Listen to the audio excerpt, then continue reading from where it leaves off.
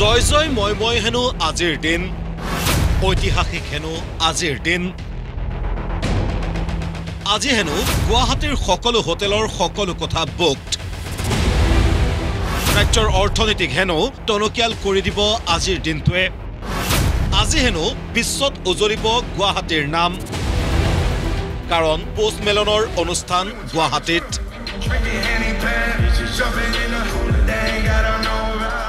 আত্মহাৰা হৈ গৈছে মুখ্যমন্ত্ৰীয়ে অসমত আগতে কেতিয়াও গ্লোবেল আৰ্টিষ্ট অহা নাছিল যাৰ নেকি যিখন আজি যেনেকৈ অসমত পোষ্ট মেলনে পাৰফৰ্ম কৰিব আমেৰিকা ইউকে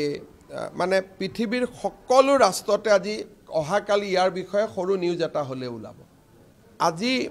গুৱাহাটীত এই পাৰফৰ্মেন্স চাবৰ কাৰণে আমেৰিকা ইংলেণ্ডৰ পৰা মানুহ আহিছে হোটেলবিলাক আজি 100% বুক হৈ আছে ই ইকনমিটো সহায় কৰে সংবাদ মাধ্যমৰ বহুতে ভাবিছে যে অসম গভৰ্ণমেণ্টে কোটি কোটি টকা দি আনিছে আমাৰ ইয়াত কোনো ফাইনেন্সিয়েল ইনভলভমেন্ট নাই আৰু আমি তাত জড়িতও নহয় আমি মাত্ৰ ভেটেনাৰী ফিল্ডখন দিছো 20-30 লাখ টকা যদি কিবা ডিপাৰ্টমেণ্টে খৰচ কৰিছে তাকো মই মানাই কৰিছো পিছত মই খবৰ লম কিন্তু এইখন ইভেন্ট বুক মাই শোৰ পৰা হৈছে অসম চৰকাৰ ইয়াত জড়িত নহয় পিছে ইমান জয় জয় মই হৈ থকা দিনটোতো প্ৰতিদিনৰ ভূতে লগ নেৰিলে ডক্টৰ হিমন্ত বিশ্ব শৰ্মাক আজিও প্ৰতিদিনৰ নাম নোকোৱাকৈ থাকিব নোৱাৰিলে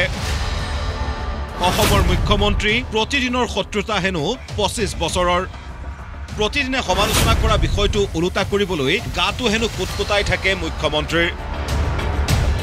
কিখন যে কৈছে ৰাজ্যৰ প্ৰশাসনিক মুৰব্বীয়ে যোৱা 25 বছৰ মই সংগ্ৰাম কৰি আহিছো মেডিকেল কলেজ হ'ব নিদিয়ে মেডিকেল কলেজ পাতিলো ফ্লাইঅভাৰ হ'ব নিদিয়ে ফ্লাইঅভাৰ পাতিলো এটাতো তাৰ ওপৰত মোৰ গাড়ীখনে নাযায় সকলোৰে গাড়ী যায় ইউনিভাৰ্চিটি পাতিব নিদিয়ে ইউনিভাৰ্চিটি পাতিলো গতিকে 25টা বছৰটো যুদ্ধই কৰি আছো আৰু সেইসব মানুহে যেটা না কয় তেতিয়া মোৰ কুটকুটাই থাকে কেনেকৈ কামটো কৰিব পাৰো এই মানুহবিলাকৰ লগত যুজি এখিনিটো আগবাঢ়িলো আৰু সাকসেসও হলো 25খন মেডিকেল কলেজ জোৰহাটৰ মেডিকেল কলেজখনে প্ৰতিদিনে হ'ব দিব খোজা নাছিল তাক পৰাজিত কৰি 4খনত কাজিয়া লাগিলো 4খনত কাজিয়া কৰি আজি 25 পালোগৈ মাননীয় মুখ্যমন্ত্ৰী মহোদয়ৰ জ্ঞাতাৰ্থে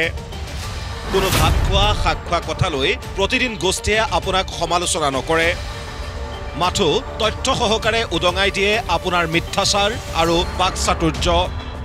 মাননীয় মুখ্যমন্ত্ৰীয়ে কৈছে পোষ্ট মেলনৰ আয়োজক চৰকাৰ নহয় কোনো ধন ব্যয় নকৰে অসম চৰকাৰে অসম চৰকাৰেও ইয়াত কোনো আৰ্থিক অৰিহণা যোগোৱা নাই কিছুমানে লিখি আছে 30 কোটি দিছে 20 কোটি দিছে অসম চৰকাৰে 1 টকাও আমি আগবঢ়াব নালাগে যদিও মই 1 কোটি টকা থৈছো কিবা কাৰণত দিব লাগে বুলি কথাষাৰ সত্যনে ডিসেম্বৰত কনসাৰ্ট টুৰিজমৰ অংশ হিচাপে গ্লোবেল আৰ্টিষ্ট আহিব গুৱাহাটীলৈ শিলঙৰ সৈতে সমানে ফেৰ মাৰিব গুৱাহাটীয়ে মাননীয় মুখ্যমন্ত্ৰী মহোদয় এয়া কাৰ ঘোষণা আছিল